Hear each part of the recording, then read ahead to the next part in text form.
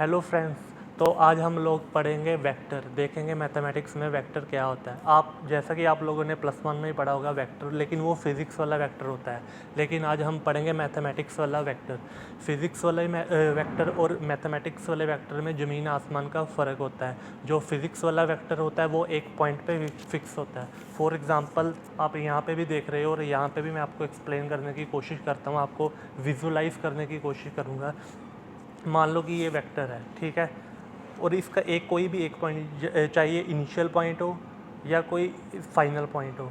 आप इधर भी देख सकते हैं, ठीक है। अगर इनमें से कोई भी फिक्स हो तो उसको बोल देते हैं फिक्स वेक्टर। ये ज़्यादातर फिज़िक्स में यूज़ होता है, लेकिन काफ़ी बच्चों को ये नहीं पता कि जो मैथमेटिक्स होता है उसमें फिक्स वेक्टर नहीं होता, वो वहाँ पे यूज़ होता है फ्री वेक्टर। फ्री वेक्टर होता है कि जैसे कि आप यहाँ पे भी देख सकते हो साइड पे कि ये वेक्टर मान लो ये सीधा है, ठीक है। ये स्पेस में कहीं भी जाए, स्पेस का मतलब ये नहीं कि आसमान में, स्पेस का मतलब है कि 2D स्पेस में कहीं भी जा सकता है। जैसे कि ये मान लो एक वेक्टर है, ठीक है, ये अपनी डायरेक्शन को चेंज किए बिना यहाँ से यहाँ जा सकता है, यहाँ से यहाँ जा सकता है, यहाँ से यहाँ जा सकता है, यहाँ से यहाँ जा सकता है। आप इधर भी देख सकते हो। तो कहने का मतलब ये है कि कोई भी वेक्टर हो वो हमारा फ्री वेक्टर होता है। फ्री वेक्टर स्पेस में कहीं भी मूव कर सकता है। लेकिन अब मैं आपको कुछ चीज़ बताऊंगा कि जो फ्री वेक्टर नहीं कह सकते हम लोग। फॉर एग्जांपल ये एक वेक्टर यहाँ है और मैं ऊपर अगर लेकर जाऊँ तो ये वेक्टर ऐसे टेढ़ा बन जाए, यानी कि इसके बीच में एंगल बन जाए।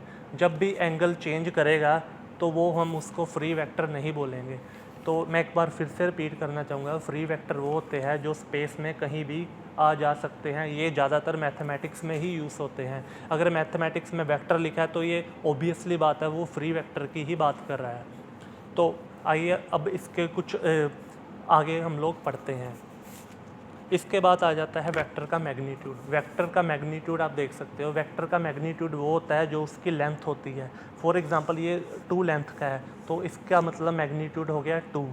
अगर डायरेक्शन इस तरफ पे है, अगर मैं यही डायरेक्शन उल्टी कर दूं, ये वाला एरो आप यहाँ पे देख सकते हो, इधर कर दूं तो ये -2 हो जाएगा, -2 में चला जाएगा।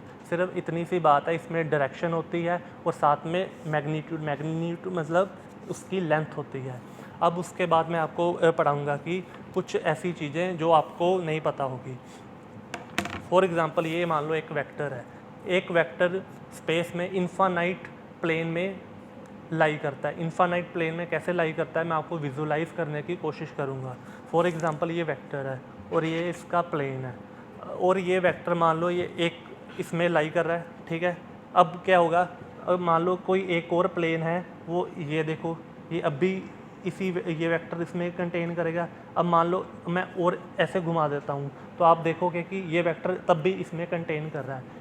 एक बार मैं फिर से विजुलाइज़ करने की कोशिश करूँगा। मान लो एक वेक्टर है, ये यहाँ पे इसमें लाई कर रहा है और ये जो रेड वाला पार्ट है ये उसका प्लेन है। ये एक प्लेन हो गया। अब मैं इसको घुमा देता हूँ, ये सेकंड प्लेन हो गया। अगर मैं इसको फिर से घुमा दूँ ये थर्ड प्लेन हो गया। अगर सिमिलरली मैं घुमाता जाऊँ तो ये इन्फानाइट तक मैं घुमा सकता हूँ। इसका मतलब ये हो गया कि कोई एक वेक्टर है मेरा, वो इन्फानाइट प्लेन में कंटेन करेगा। अब मैं उसके बाद कुछ और चीज़ें बताने जा रहा हूँ। अब मान लो कि ये एक, उससे पहले मैं आपको ये समझाता हूँ। अगर मान लो ये प्लेन है, प्लेन के परपेंडिकुलर हमेशा दो यूनिट वेक्टर ही यूज़ होते हैं। सबसे पहले मैं आप बात में आता हूँ यूनिट वेक्टर। यूनिट वेक्टर वो होता है जिसका मैग्नीट्यूड 1 होता है। यूनिट वेक्टर वो होता है जिसका मैग्नीट्यूड 1 होता है। फॉर एग्जांपल ये अगर ये यूनिट वेक्टर है तो मैं क्या करूँगा, इसका अगर मैं मैग्नीट्यूड चेक करूँगा तो वो हमेशा 1 के इक्वल आएगा। अब मैं वापस आ रहा हूँ। अब मैं दिखाने की कोशिश कर रहा हूँ कि अगर मान लो प्लेन है तो उसके परपेंडिकुलर हमेशा 2 ही यूनिट वेक्टर लाई करेंगे। एक की डायरेक्शन ऊपर होगी, एक की नीचे होगी।